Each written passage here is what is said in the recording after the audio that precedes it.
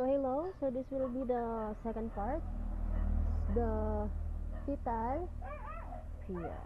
The fetal period is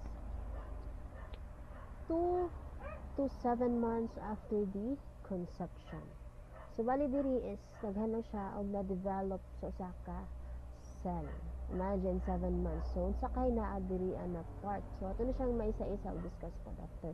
Growth and development continue dramatically during this period. So paspas bali niyang pag-develop ana siya. So diri sa 2 to 7 months unsa kay naa diri. So 3 months after conception. So as you can see, na-form na gid iyang kamot. Maklaro na gid kay siya maayo. Kamot tiil na siya now na makita sa 3 months after the conception. So diya the fetus is about 3 inches long. It has become more active by moving its arms and legs. So opens and closes its mouth and move its head. So the genitals can now be identified as male or female. So bali, sa 3 months pa lang ma-identify na daw siya kung bae ba daw siya or laki ang usa ka baby. So yun. So bali ka na yung hands, tiil is malihok-lihok niya anam. Active, malihok na siya. Pero di na siya yung na mabantayan din sa usa ka mother. And then opens and closes its mouth. So bali, dili mag-open na iyang mouth. Ano siya. Grabe maglihok-lihok na dahil in 3 months pa lang, di ba? After the conception. Pero dili gid na siya yung na ma-feel pa sa parents. And naman siya again sa 3 months is the genitals can now be identified as male or female. So may bawon na siya 3 months pa lang. And the following are distinguish the face, forehead, eyelids, nose, chin, upper and lower arms, hands, and lower limbs. So bali maklaro na ni siya kana kuha na gani ito tagani kanina ang makita sa usa ka 3 months na old na baby. 3 months na cell pa bali siya. Dili 3 months na fetus, 3 months pa bali siya. Mao na siya ang makita. Kana siya kani siya ang makita sa usa ka 3 months after the conception.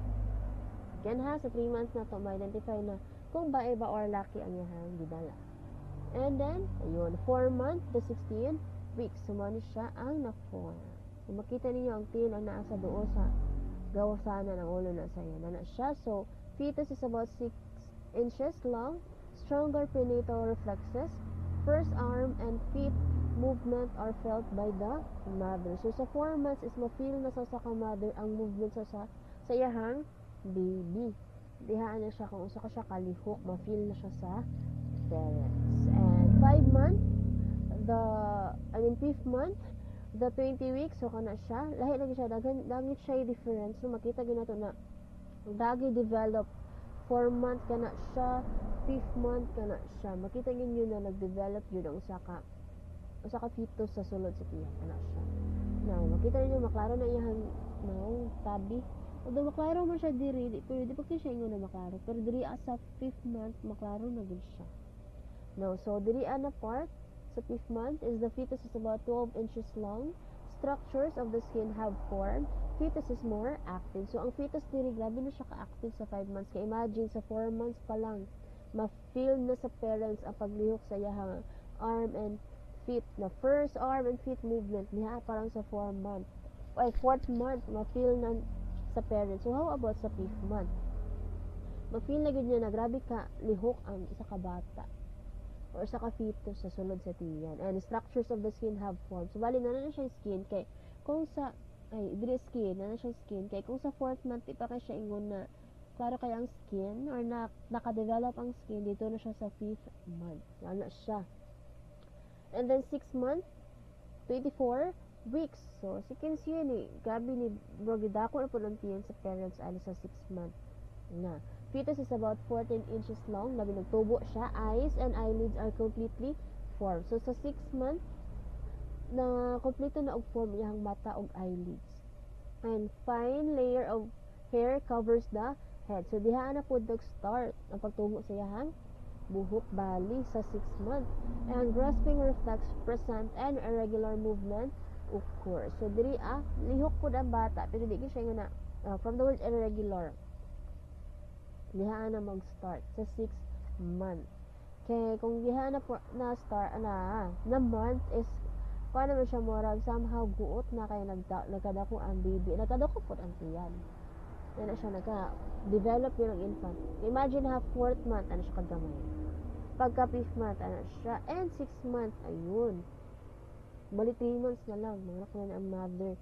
So, mana siya, and then 7th month, as you can see, guot na, gabi siya, anak ang baby din, or ang fetus. 28 weeks, 7th month, na siya. So, diha fetus is 16 inches long, so, grabe ning, tuwog siya, taste buds have developed, fat layers are forming, organs are maturing, so skin is still wrinkled and red.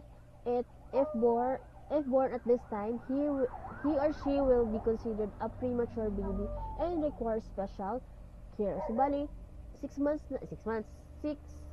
inches na katako ang usa ka fetus. Taste and bones mo dirian na kanang somehow na kanang ay di siya nga nakaan.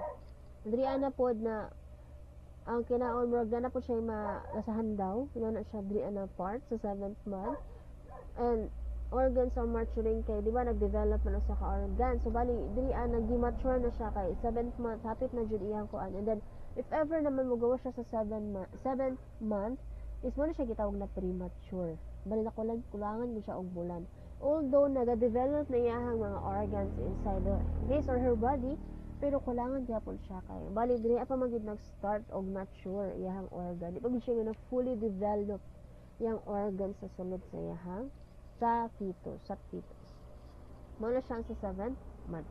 So bali kung sa premature na baby and requires special care, kinada uban 7 months na kanaganing dili wala na kaya kay tungod sa dili sila fully developed, so like extra care gid ang kailangan ani sa ka 7 month old na baby. Kailangan pa nila og extra care kay if ever na dili jud makaya na ay possibility na ma-died, mawala ang baby. Labi na og sa pag-develop pa lang niya diri is labi na kay na may uban na nag-take og vitamins, labi na kay kuan pa na siya gina-encourage ang mga mother na mag-take og vitamins sa doktor. If ever naman ay kulang is na chance na kuan gid kay na sa infant. Lisod sa iyaha na mo develop although 7 months siya, pero na chance na maday. Pero na po chance, na po uban na nakuan gid sila, nabuhi gid siya. Kay work isulod mo na sila sa somehow isulod na sila ang uban sa incubator pero dali ira, and then after na is pwede na dahil og okay na ang iyahang body na kung mo develop pa more. Wala siya. So premature ha pag 7 months. And the 9th month, ayun, nagtuyok na ang baby. Infant. Diba, so you can see, tiil pa. Mo siya magkaana-manam kay pagkas 8 months and 9 months, magtuyok na ang baby.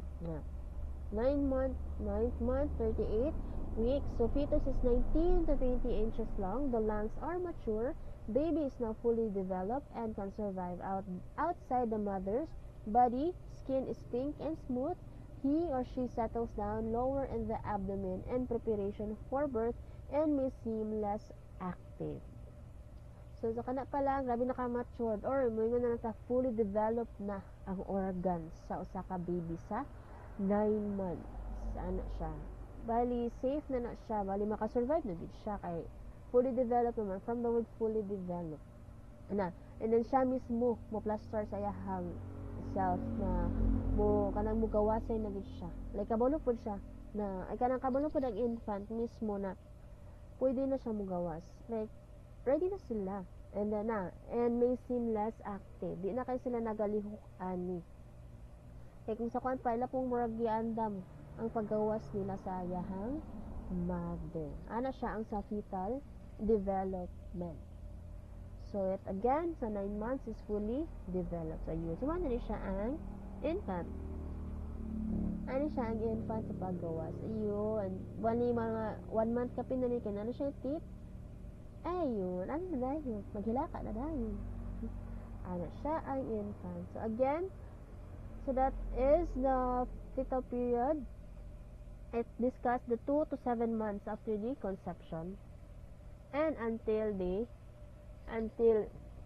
sama fully excuse me, fully developed na ang But so any questions and clarifications, just message or group chat.